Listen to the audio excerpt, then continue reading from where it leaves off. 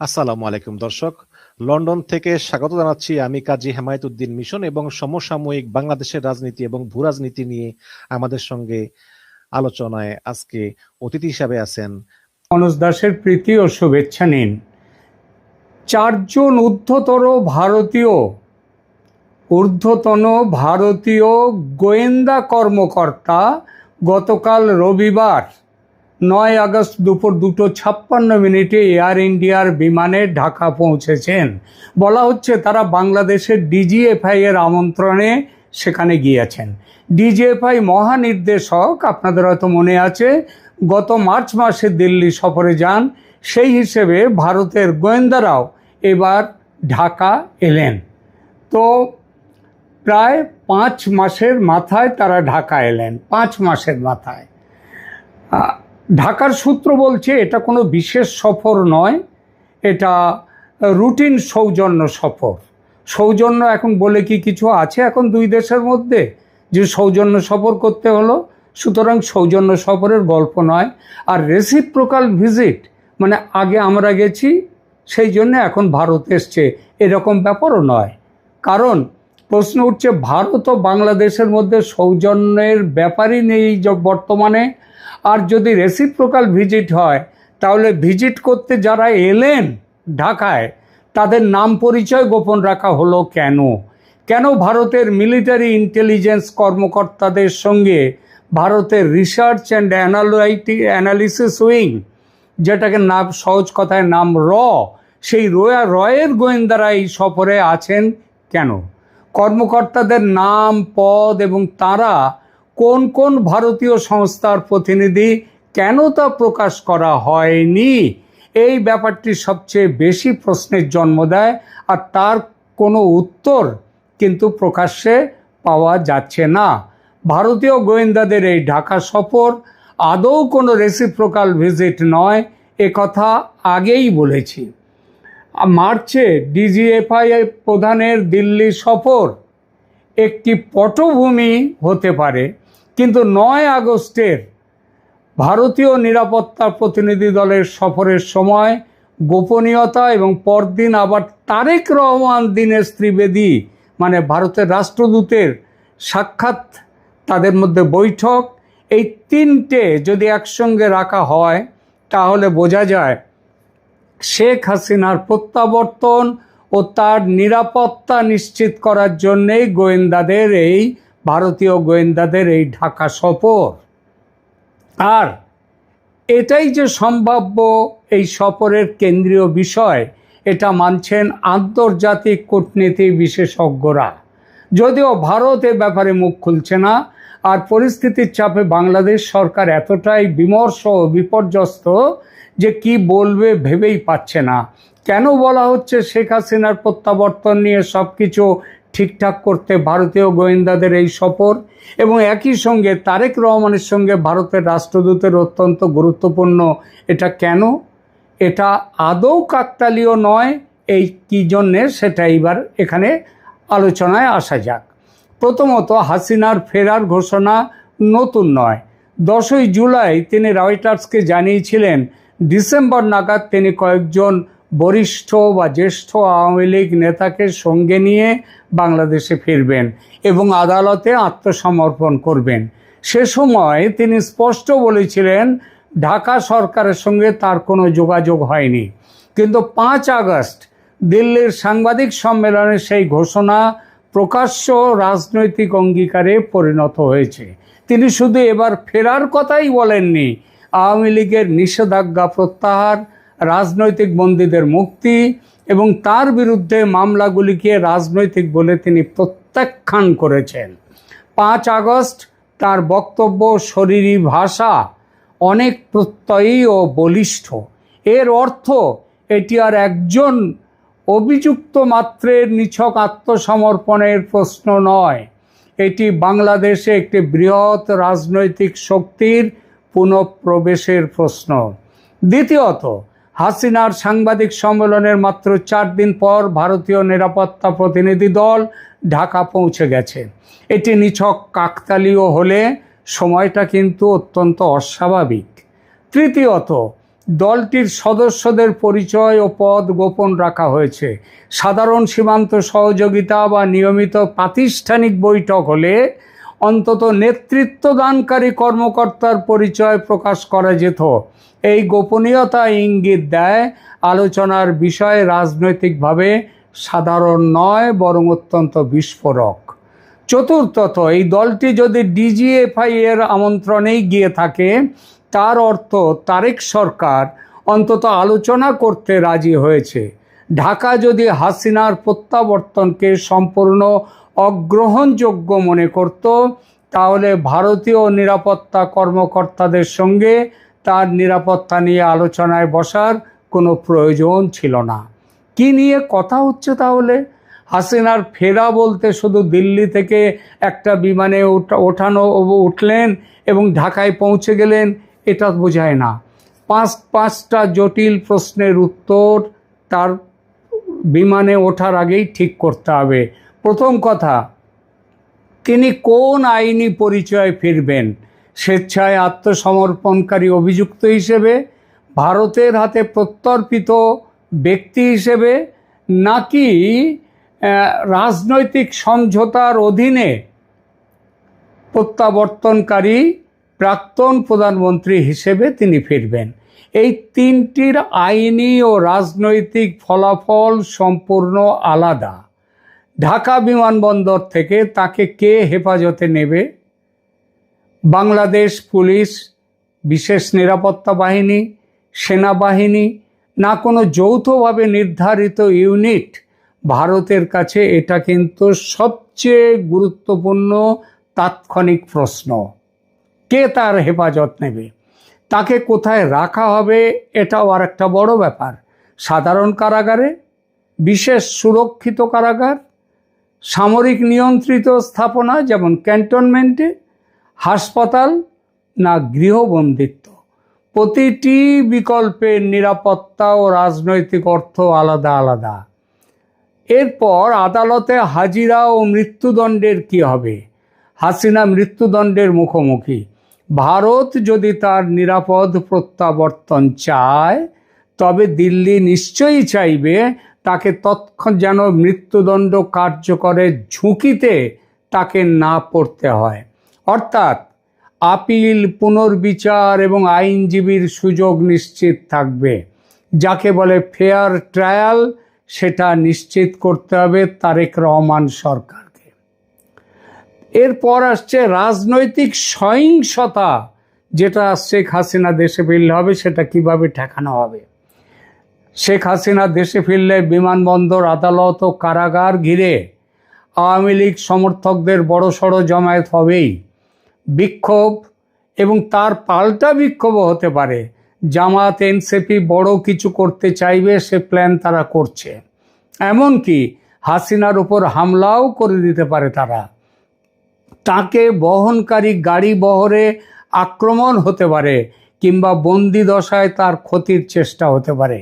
তেমন ঘটলে ঘটনা বাংলাদেশকে ভয়াবহ অস্থিরতার মধ্যে ঠেলে দেবে।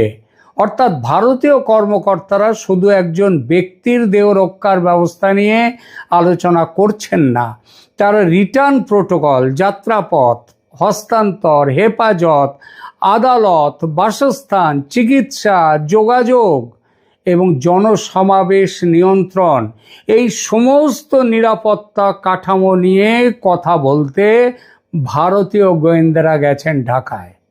নয়াদিল্লির সাউথ ব্লকে আর একটি প্রশ্ন খুব ঘুরপাক খাচ্ছে এখন, সেটা হলো ভারতীয় নিরাপত্তা কর্মী তারা কি হাসিনার সঙ্গে ঢাকায় যেতে পারেন? তাত্ত্বিকভাবে নিশ্চয়ই যেতে পারে। সীমিত সংখ্যক ভারতীয় নিরাপত্তা কর্মকর্তা বিমান যাত্রা, বাংলাদেশে পৌঁছানো, ঢাকায় সেখানকার অথরিটির হাতে তাকে পৌঁছে দেওয়া পর্যন্ত তার সুরক্ষা দিতেই পারেন। কিন্তু বাংলাদেশের ভূখণ্ডে তারা স্বাধীনভাবে সশস্ত্র নিরাপত্তা পরিচালনা করতে পারবেন না, করতে পারেন না। তার জন্য তারেক সরকারের স্পষ্ট অনুমতি এবং লিখিত কার্যবিধি প্রয়োজন, আর সেই ব্যাপারেও কথা বলতে এরা গেছেন। সুতরাং ভারতীয় কমান্ডো বাংলাদেশে নেমে হাসিনাকে নিরাপত্তা দেবে এমন দাবি এই মুহূর্তে করা ঠিক হবে না।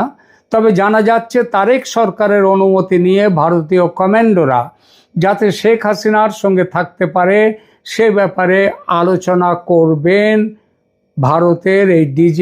ভারতের যে গোয়েন্দারা গেছেন তারা, এবং তাদের ফিডব্যাক নিয়ে তারেক রহমানের সঙ্গে এ ব্যাপারে কথা বলবেন ভারতীয় রাষ্ট্রদূত।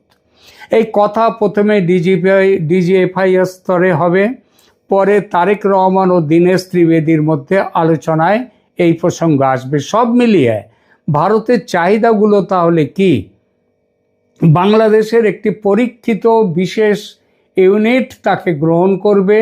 ভারতীয় লিয়াজো অফিসার্স তার নিরাপত্তা ব্যবস্থা পর্যবেক্ষণ করবেন। হাসিনার অবস্থান ও চিকিৎসা সম্পর্কে দিল্লিকে নিয়মিত তথ্য দেওয়া হবে। তার প্রাণহানি বা বেআইনি আচরণ না হওয়ার নিশ্চয়তা ঢাকাকে লিখিতভাবে দিতে হবে, এবং তারেকের সামনে এসব মেনে নেওয়া ছাড়া পথ নেই। কারণ আমেরিকা ও ভারত যৌথভাবেই শেখ হাসিনার ফিরে যাওয়ার ব্যাপারটা দেখছেন। আমেরিকার মত নিয়েই ভারত এই ব্যাপারগুলো তৈরি করেছে। সেটা ভালোভাবে বুঝিয়ে দিয়ে গেছেন বাংলাদেশকে সার্জিও গোর মাত্র কদিন আগে। ক্ষমতা গ্রহণের পরে ভারত তারেক রহমানকে সহযোগিতার সুযোগ দিয়েছিল, কিন্তু তিনি চীন ও পাকিস্তানকে সঙ্গে দ্রুত সম্পর্ক বাড়িয়ে দিল্লিকে দূরে রেখেছিলেন। সম্ভবত তার হিসাব ছিল ভারত শেষ পর্যন্ত নতুন রাজনৈতিক বাস্তবতা মেনে নেবে এবং হাসিনা প্রশ্নে পিছিয়ে আসবে। কিন্তু ঘটনা প্রবাহ উল্টো দিকে গেছে। ভারত হাসিনাকে প্রত্যর্পণ করেনি, তাকে দিল্লিতে প্রকাশ্যে সাংবাদিকদের সঙ্গে কথা বলতেও বাধা দেয়নি, যদিও বাংলাদেশ তার যথেষ্ট চেষ্টা করেছিল। এরপর হাসিনা দেশে ফেরার ঘোষণা করেছেন। ফলে তারেক সরকারের সামনে এখন একটি কঠিন বাস্তবতা, ভারতকে দূরে রেখে চীন ও পাকিস্তানের দিকে ঝুঁকে পড়লেও বাংলাদেশের সবচেয়ে বিস্ফোরক রাজনৈতিক প্রশ্নটির চাবিকাঠি এখন অনেকাংশে দিল্লির হাতে চলে গেছে। এই কারণেই আগে যে দীনেশ ত্রিবেদীর সঙ্গে সাক্ষাতে পিছিয়ে যাচ্ছিল তারেক সরকার, এখন সেই সাক্ষাৎ জরুরি হয়ে উঠেছে। তারেক রহমান এতদিনে বুঝেছেন ভারতকে উপেক্ষা করে হাসিনার প্রত্যাবর্তন ঠেকানো বা সেটা নিয়ন্ত্রণ করা দুটোর কোনোটাই সহজ নয়। দিল্লির সম্ভাব্য বার্তা আর কি হতে পারে? ভারত সম্ভবত সরাসরি বলছে না যে হাসিনাকে আবার প্রধানমন্ত্রী করুন, তবে এটা বলতেই পারে, কিন্তু এই মুহূর্তে বলছে না। বলতে পারে এই জন্যই যে হাসিনা পদত্যাগ করেননি এবং 24-এর যে 5ই আগস্টের পর থেকে বাংলাদেশে যা কিছু ঘটেছে সেটা পুরোপুরি অসাংবিধানিক। সুতরাং ভারতের বার্তা আরও এই মুহূর্তে বাস্তববাদী হবে। হাসিনা বাংলাদেশের নাগরিক, তার দেশে ফেরার অধিকার অস্বীকার কেউ করতে পারেন না। তাকে হত্যা, গুম বা অপমানজনক আচরণের ঝুঁকিতে ফেলা চলবে না। বিচার হলে তা স্বচ্ছ, আপিলযোগ্য এবং আন্তর্জাতিকভাবে গ্রহণযোগ্য হতে হবে। আওয়ামী লীগের লক্ষ লক্ষ সমর্থককে অনির্দিষ্টকাল রাজনৈতিক ব্যবস্থার বাইরে রাখা যাবে না। বাংলাদেশের মাটি ভারত বিরোধী শক্তি বা পাকিস্তানি জঙ্গি নেটওয়ার্কের জন্য আর ব্যবহার করা যাবে না, ভারতের কথায় স্পষ্ট বুঝিয়ে দিয়ে আসবে। এর বিনিময়ে ভারত তারেক সরকারকে অস্থিতিশীল করার পথে হাঁটবে না এই মুহূর্তে, এবং দ্বিপক্ষীয় সহযোগিতা পুনরায় বাড়াবার কথা ভারত মেনে নেবে। এখানেই গোয়েন্দা প্রতিনিধি দল এবং দীনেশ ত্রিবেদীর বৈঠক একই বৃহত্তর প্রক্রিয়ার দুটো অংশ হয়ে ওঠে। একই প্রক্রিয়ার গোয়েন্দারা নিরাপত্তার কাঠামো ও ঝুঁকি নির্ধারণ করছেন, হাই কমিশনার রাজনৈতিক সম্মতি আদায়ের চেষ্টা করছেন। তারেক সরকারের আসল ভয়টা কোথায়? তারেক সরকারের ভয় কেবল হাসিনার প্রত্যাবর্তন নয়, তার ভয় হাসিনা নিরাপদে ফিরলে সেটি আওয়ামী লীগের ব্যাপক পুনরুত্থানের সূচনা হয়ে উঠতে পারে। হাসিনা যদি বিমানবন্দরে নামেন, আদালতে আত্মসমর্পণ করেন এবং তার বিরুদ্ধে মামলাগুলি আন্তর্জাতিক নজরদারিতে আসে, তাহলে কয়েকটি প্রশ্ন সামনে চলে আসবে। আওয়ামী লীগের নিষেধাজ্ঞা কতদিন থাকবে? দ্বিতীয়ত, দলটি কি পরবর্তী নির্বাচনে অংশ নিতে পারবে? তৃতীয়ত, হাসিনার বিচার রাজনৈতিক প্রতিশোধ না বিশ্বাসযোগ্য বিচার? চতুর্থ, তারেক সরকারের ভারত নীতি কি বাংলাদেশকে অপ্রয়োজনীয়ভাবে বিচ্ছিন্ন করেছে? পঞ্চমত, সেনাবাহিনী ও প্রশাসনের ভেতরে কারা হাসিনার নিরাপত্তার নিশ্চয়তা দিতে প্রস্তুত? অর্থাৎ হাসিনা কারাগারে গেলেও রাজনৈতিকভাবে নিশ্চিত হবেন এমন নিশ্চয়তা নেই, বরং আদালত ও কারাগারই তার নতুন রাজনৈতিক মঞ্চ হয়ে উঠতে পারে। শেষমেশ যা দাঁড়াচ্ছে সেটা হলো শেখ হাসিনার প্রত্যাবর্তন আর শুধু তার ব্যক্তিগত ঘোষণা নয়, দিল্লি সেটিকে একটি বাস্তব সম্ভাবনা হিসেবে পরিকল্পনার স্তরে নিয়ে গেছে। ভারত এখন তারেক সরকারের কাছ থেকে জানতে চাইছে হাসিনা ফিরলে তাকে কিভাবে গ্রহণ করা হবে, কে নিরাপত্তা দেবে, বিচার কিভাবে চলবে এবং আওয়ামী লীগের ভবিষ্যৎ কী হবে। এবং অর্থাৎ বাংলাদেশে ভারতের ফুটপ্রিন্ট শুধু যে বড় হচ্ছে তা নয়, বাংলাদেশের রাজনৈতিক সমীকরণের কেন্দ্র আবার দিল্লির দিকে সরে যাচ্ছে। তারেক রহমান এতদিন ভারতের বাড়ানো হাত ধরেননি, এখন পরিস্থিতি তাকে ভারতের সঙ্গে বসতে বাধ্য করছে।